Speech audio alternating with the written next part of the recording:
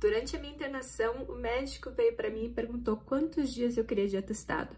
Eu falei, eu não faço ideia. Ele falou, olha, até 20 dias você não precisa entrar com pedido no INSS. Eu falei, então eu vou ficar só com os 20 dias. Só que, passou os 20 dias, eu ainda tinha sintomas. Eu ainda tinha visão dupla, tanto que levou 6 meses para passar esses sintomas, mas a minha coordenação fina já estava melhor, eu já conseguia andar reto. E assim que fechou os 20 dias, né, primeiro que eu tive que enviar o meu atestado para o meu trabalho, eu sou professora, então eu mandei para a universidade, eu era professora substituta na época, e aí encaminhei o meu atestado. Durante o período que eu estava de internada, eu comentei com uma colega minha de trabalho que eu tinha sido diagnosticada com esclerose múltipla, mas para todos os outros colegas mais próximos eu falei que eu tinha sido diagnosticada com uma doença autoimune. Eu não quis assustar todo mundo de início, né, para ser honesta, porque eu já estava também assustada, né. E aí eu voltei para trabalhar. Antes da entrada na universidade novamente, eu passei por uma perícia da universidade, e aí a médica da perícia perguntou para mim, você acha que você consegue trabalhar? Aí eu falei para ela, olha, eu ainda tenho visão dupla, não tenho como negar, ainda atrapalha um pouco, mas eu gostaria de voltar a trabalhar, principalmente porque eu era professora substituta, e é um pouco difícil conseguir um substituto para um professor substituto, então ia ser muito difícil para a universidade colocar alguém no meu lugar. E eu falei, não, eu quero voltar, e foi essencial para mim voltar, porque eu tinha que saber que eu conseguia me adaptar, eu tinha que entender se eu conseguia permanecer independente. E aí foi até meio difícil a hora que eu voltei, a minha mãe me acompanhou nos primeiros dias, né, até o chefe do departamento chegou para mim e falou, nossa, não morreu?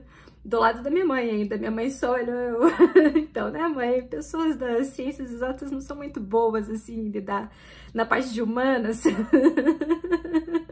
E eu ouvi muitos comentários estranhos, inclusive, né, porque pessoas de exatas não são as melhores pessoas para mostrar em sentimentos e, e etc. Emoções não é muito com as pessoas de humanas.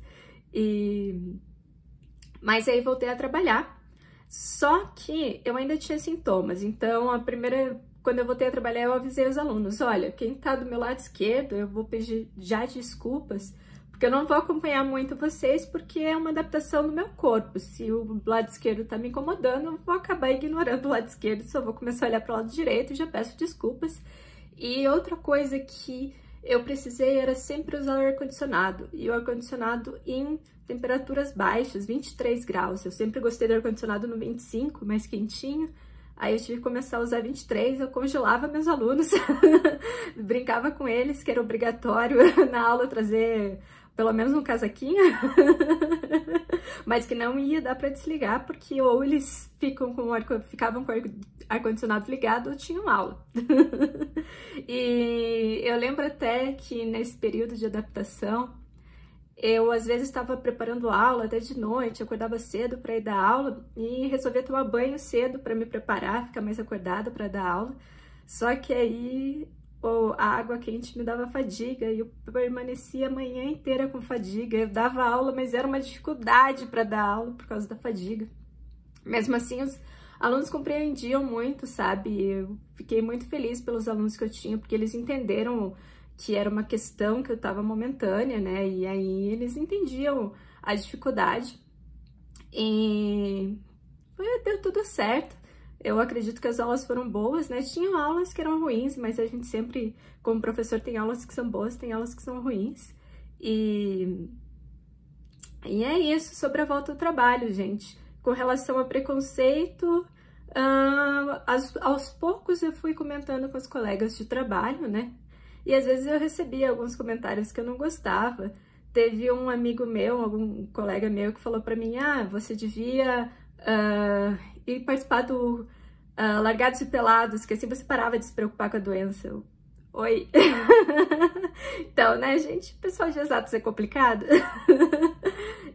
Mas eu ouvi comentários assim, porque quase ninguém conhece a doença, né, gente? Quase ninguém entende muito bem o que é, e existem sintomas que são sintomas invisíveis, que você olha para a pessoa e você não vê que ela está com esses sintomas, e acaba que as pessoas não entendem muito bem o que a gente está passando. E com o tempo eu fui começando a fazer exercício físico, fui melhorando, e isso também ajudou muito nas minhas aulas, eu comecei a melhorar. Eu senti um pouco de dificuldade para apagar o quadro, parece que eu tinha um pouquinho de perda de força no braço, e aí quando eu apagava muito o quadro eu ficava com fadiga no final da aula.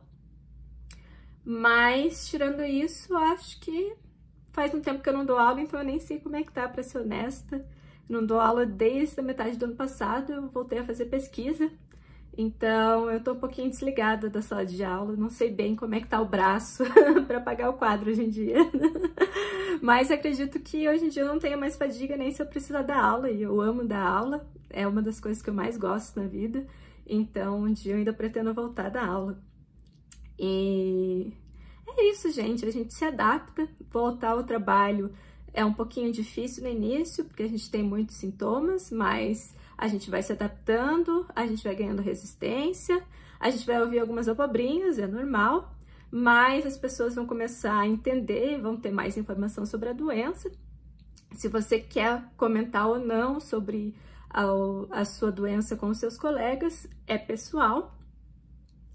E aí é uma escolha de cada um.